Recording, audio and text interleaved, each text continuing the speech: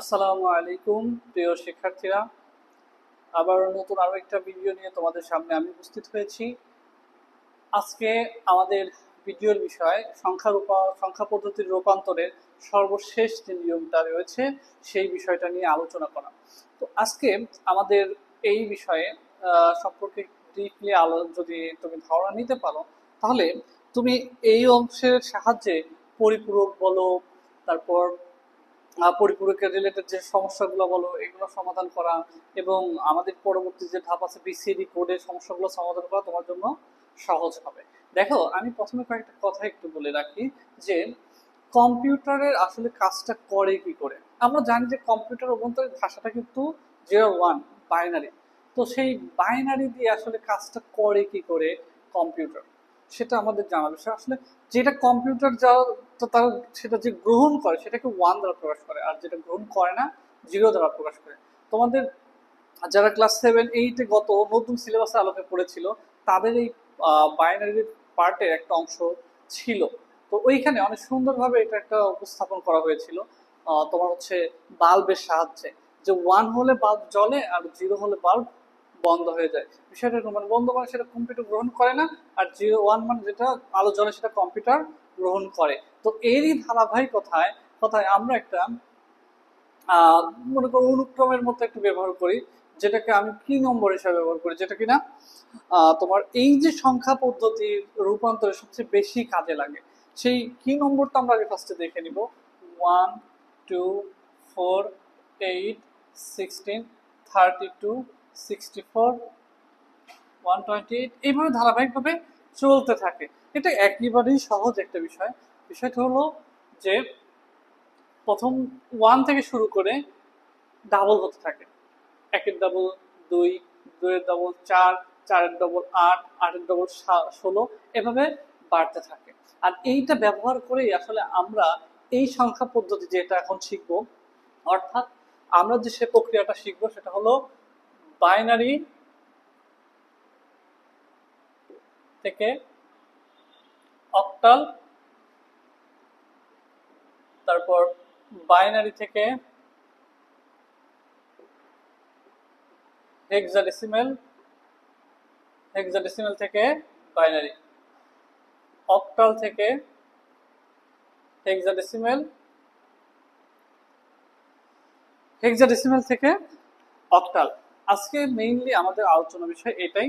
যদিও আমি একটা ভিডিওতে সম্পূর্ণ আলোচনা হয়তো দিতে পারবো না, আমি একদম এই ক্লাসটাতে যারা বুঝবা তাদের জন্য এই পার্টটায় কোনো সমস্যা থাকবে না। দেখো, আমরা যদি একটা বাইনারি সংখ্যাকে অক্টাল সংখ্যা পদ্ধতিতে রূপান্তর করতে চাই, তাহলে সেই অক্টাল সংখ্যা পদ্ধতির এক একটা অঙ্কের জন্য বাইনারি কয়টা করে বিট লাগবে এই বিষয়টা আমাদের জানতে হবে। দেখো, একটা যদি অক্টাল সংখ্যা, আমরা জানি যে ভিত্তি কত, একটা বাইনারি সংখ্যা ভিত্তি 2 আর অক্টাল সংখ্যা ভিত্তি কত 8। আমরা লিখতে পারি, দেখো 2 to the power 3, 2 to the power 1, অর্থাৎ আমরা লিখতে পারি 3 = 1। অর্থাৎ আমরা বলতে পারি যে অক্টাল একটা অঙ্কের জন্য বাইনারি বিট কয়টা লাগবে, 3টা। অক্টাল একটা বিট যদি আমি অক্টালে যদি একটা সংখ্যা নিয়ে আমি কাজ করতে চাই, তাহলে ওইটার জন্য বাইনারি বিট লাগবে 3টা। এখন কোন 3টা ব্যবহার করব সেটা আমরা এখানে লিখে রেখেছি অলরেডি। 1, 1, 2, 4।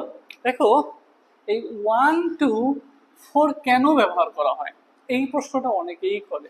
স্যার, 1, 2, 4 কেন ব্যবহার করছি, 1, 2, 3ও তো নিতে পারতাম।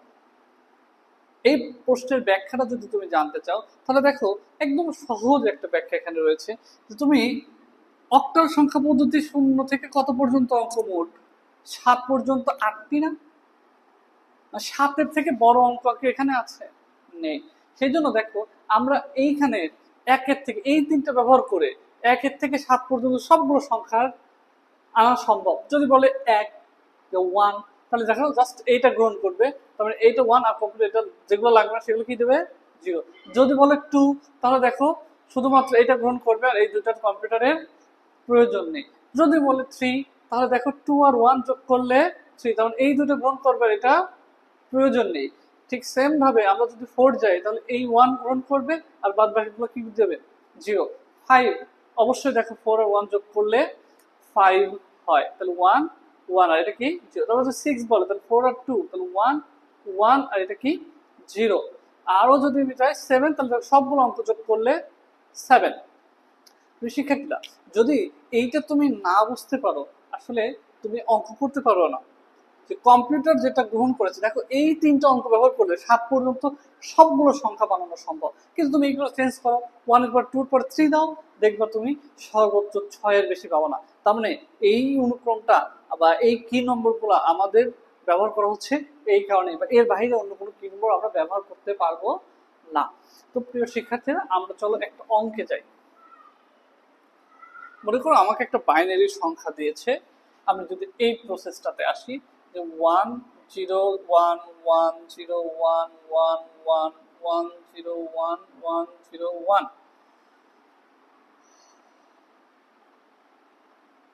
মনে করো এই অঙ্কটা তোমাকে দিয়ে এটা কিসে আছে বাইনারি, তোমাকে বলছে কিসে অক্টালে নিয়ে যেতে। তো শিক্ষার্থীরা একটু লক্ষ্য করো, আমরা মাত্রই যে কথাটা বলে আসলাম যে বাইনারি যদি সংখ্যাটাকে যদি অক্টালে নিতে চাই তাহলে ওই অক্টাল একটা সংখ্যার জন্য আমরা বাইনারি বিট কয়টা নিব 3টা করে। তো আমরা কি করব দশমিক থেকে যত ডানে যাব কয়টা করে নিব 3টা করে, যত ডানে যাব কয়টা করে নিব 3টা করে, আবার দশমিক থেকে যত বামে যাব এখানে কয়টা করে নিব 3টা, এখানে কয়টা করে নিব 3টা। দেখো একটা কম হলে ওটা আমরা কি জানি 0 দিয়ে পূরণ করে নিব। তাহলে আমরা একটা অক্টাল সংখ্যাকে যদি কি করতে চাই বাইনারি করতে, সরি একটা বাইনারি সংখ্যা যদি অক্টাল সংখ্যা পদ্ধতিতে রূপান্তর করতে চাই তাহলে কয়টা করে বাইনারি বিট নিব 3টা করে। এরপরে আমরা কি করব এই এক একটার জন্য কি পাবো এক একটা করে অক্টাল সংখ্যা পাবো। তখন কিভাবে অক্টাল সংখ্যাটা পাবো, আমাদের এই যে কি নেবো 1 2 4 ব্যবহার করবো।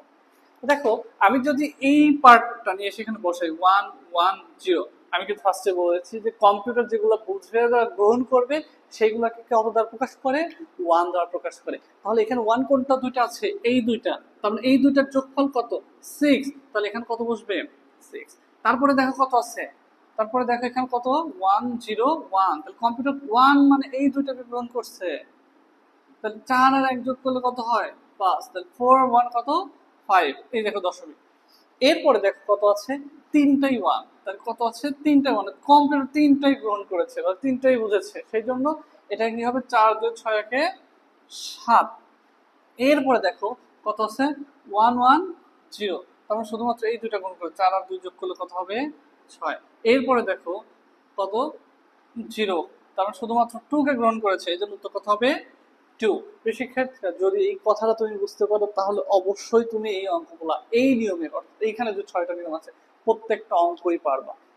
দেখো আমি এই যে এটা যদি বুঝো তাহলে আমাদের পুরো সংখ্যাটা কি আসলো 2 6 7.56, এটা হলো অক্টাল সংখ্যা।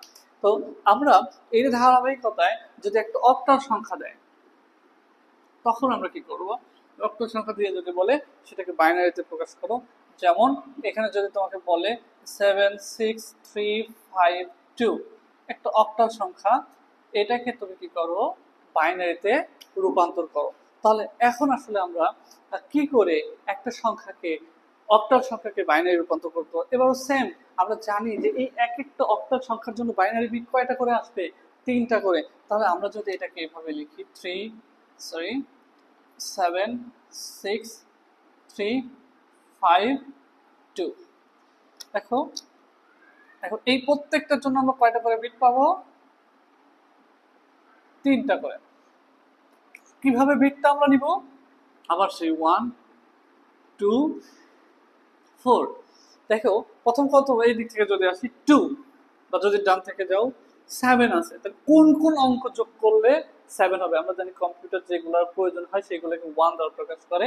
তাহলে এটা হলো 1 1 1, যেহেতু 3টাই দরকার হচ্ছে এই জন্য আমরা কি দিব এখানে 1 1 1, তারপর কত আছে 6, তাহলে 4 আর 2 অর্থাৎ 1 1, আর এটা কত হবে দরকার নেই 1 এর এই জন্য 0, তাহলে 4 আর 2 যোগ করলে কত 6 হচ্ছে, তাহলে এটা কত হবে 1 1 0, এরপর দশমিক।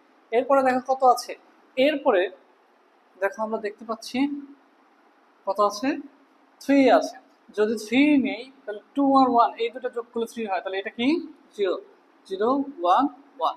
তারপরে কত আছে 5। দেখো 5 কখন হয় 4 আর 1 যোগ করলে 1 আর 4, তো এই দুটো যোগ করলে 5 হয়, তার মানে 1 0 1। তারপরে কত শুধুমাত্র এটা গ্রহণ করবে আর বাদ বাকিগুলো কি হবে 0 0 1 0। এটাই হলো আমাদের কাঙ্ক্ষিত কি সংখ্যা বাইনারি সংখ্যা। প্রিয় শিক্ষার্থীরা, একদম সহজ একটা বিষয়, শুধু কিন্তু তুমি দেখো এই বিষয়টা কিন্তু আমাদের এই অধ্যায়ে প্রায় জায়গায় প্রয়োগ হবে, প্রায় যে অনেকগুলো জায়গাতে এইগুলো প্রয়োগ আছে, যেমন বাইনারি পরিপূরকের প্রয়োগ আছে, তারপরে তোমার আবার হেক্সাডেসিমেল, বাইনারি থেকে হেক্সাডেসিমেলের ক্ষেত্রে প্রয়োগ আছে। তো সব ক্ষেত্রেই এই অংশটার প্রয়োগ আমাদের রয়েছে। তো আমরা আরো একটা জিনিস একটু লক্ষ্য করব। মনে করো এই সংখ্যাটা বাইনারিতে দিয়ে আমাদেরকে বললো কি হেক্সাডেসিমেলে কনভার্ট করতে। কোথায় কনভার্ট করতে বললো? হেক্সাডেসিমেলে কনভার্ট করতে বলছে। ভালো করে লক্ষ্য করো প্রিয় শিক্ষার্থীরা, এখানে উক্ত সংখ্যাটাকে কি বলছে হেক্সাডেসিমেলে। তো আমরা জানি হেক্সাডেসিমেলের ভিত্তি কত 16, বাইনারি ভিত্তি কত 2, তার 16 থেকে 2 ভিত্তিকে আমাদের যেতে হবে। তাহলে আমরা এখান থেকে দেখো লিখতে পারি 2 to the power 4 is equal 2 to the power 1, অর্থাৎ আমরা লিখতে পারি 4 is equal কত 1। অর্থাৎ হেক্সাডেসিমেল একটা অঙ্কের জন্য বাইনারি বিট কয়টা লাগবে 4টা। হেক্সাডেসিমেল একটা অঙ্কের জন্য বাইনারি বিট কয়টা লাগবে 4টা। এই জিনিসটা তোমার মাথায় থাকতে হবে যে 4টা বাইনারি বিট যদি হয় তাহলে 4টা বাইনারি বিট হলে তুমি একটা হেক্সাডেসিমেল সংখ্যা পাবা। তাহলে এখানে আমরা কয়টা করে বিট নিব 4টা করে বিট নেব। যদি 4টা করে বিট নেই দেখো অবস্থাটা কি হয়। তাহলে এই ডানে যাব 4টা, এই 4টা, দেখো এখানে 0 আছে দরকার নেই, তারপর যদি তুমি মনে করো রাখতে রাখতে পারো সবগুলোই যেহেতু 0। তারপর বামে আবার আসবো, এখানেও কয়টা করে 4টা করে নিতে হবে। দেখো আমি এই জন্য এটাকে কি নম্বর বলেছিলাম, এই অঙ্কটা জাস্ট আমাদের ওই আগের নিয়মেই হয়ে যাবে কত 1 2 4। 3 বিটের জন্য আমরা 1 to 4 রাখছিলাম, বাট এবার আমাদের কয়টা বিট আছে, এবার আমাদের যেহেতু 4টা বিট, এই জন্য আমাদের আরেকটা বাড়িয়ে কত করে নিতে হবে, আমাদের আরেকটা বাড়িয়ে কত করব 8 করে নিব। এবার দেখো আমাদের সবগুলা কি সবগুলাই 0, তার মানে এটাও 0ই হবে। তারপর এটা যদি আমি এখানে বসাই 0 1 0 1, তাহলে কম্পিউটার গ্রহণ করছে এইটাকে আর এইটাকে, এই জন্য কত এই 4 আর 1 যোগ করলে কত হবে 5। তারপর কম্পিউটার কি গ্রহণ করছে এই দেখো 3টাকেই গ্রহণ করছে আর এটা গ্রহণ করে, তাহলে 4 2 6 রেখে 7, তাহলে এখানে কত হবে 7। এরপরে তুমি একটু লক্ষ্য করে দেখো এটা 0 আর এই 3টা 1, তাহলে 8 4 12 আর 2 14। আমরা জানি যে 14 মানে কত, 14 মানে হলো ই। এরপরে হলো কত 0 0 1 1, তাহলে এই দুটো গ্রহণ করছে, তাহলে 2 আর 3 কত হবে 3।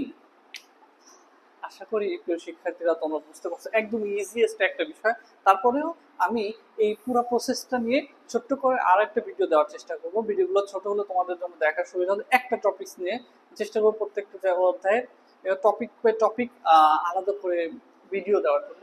তো এখানে আমি এই টপিকের অংশটা আলোচনা করে রাখলাম। আমি আগামী ক্লাসে শুধুমাত্র কয়েকটা অঙ্ক সমাধানের মাধ্যমে আমরা বিষয়টা একদম ক্লিয়ার করার চেষ্টা করব। প্রিয় শিক্ষার্থীরা, আজকের মতো এখানেই ভিডিওটি শেষ করছি। যদি ভিডিও ভালো লাগে তাহলে সাবস্ক্রাইব করে পাশে থাকার বেল আইকনটি বাজিয়ে দেবা। ইনশাআল্লাহ পরবর্তী ভিডিও অতি দ্রুতই তোমাদের সামনে আবার নিয়ে আসার চেষ্টা করব। সবাইকে আমার আসসালামু আলাইকুম ওয়া রাহমাতুল্লাহি ওয়া বারাকাতুহু।